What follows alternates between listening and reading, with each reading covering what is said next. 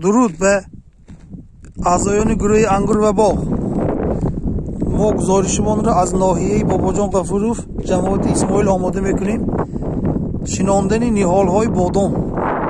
پیش از شناندن نهال بادام در اساس توصیه و پیشنهادهای متخصصان و عالمان ورزیده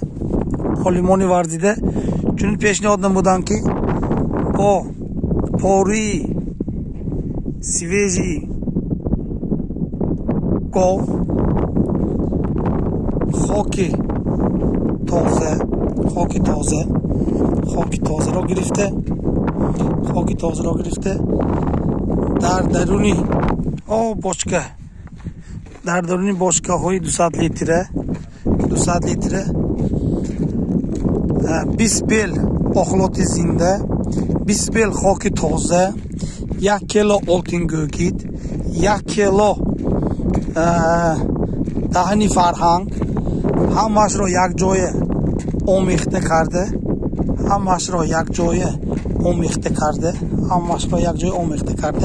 در درون همین نهال را 10 دقیقه 15 دقیقه ما نگاه داشتیم.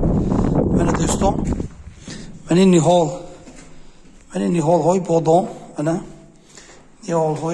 من همش در درون همون بشکه نگاه داشته بود. 10 دقیقه 15 دقیقه من میبینید که غذاهای گرفتگی. بعد از آن یمکاب میگن، یمکاب تراکتور کافتگی 60 به 60 کرده در درون یمکاب که زمین های ما که چراگاه بیابان هست از گردش کشاورزی بیرون ماندگی، از پیدایش زمین در اینجا یگان چی کشت شدگی نه.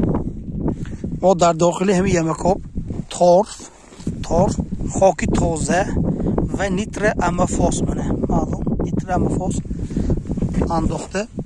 بعد نهال ها را شنانیده ایستاده ایم که این همش با شرافت پیش گرفته سیاستی جناب عالی صلح و امنیت تینجی آرامی که مردم زحمتکش بهر آبادی وطن مهنت کرده ایستادن که در اینجا 40 گکتر باغ بادام، باغ‌های بادام‌های سارت‌های گوار، اوجار، کجک بادام، نامپریل، بوماجنی شنونده ایستاده. منه دوستان دیده ایستادیتون منه عیناً مردم مهنت کشی تاجیکستان مهنت کرده ایستادن. اینجا نهال آماده.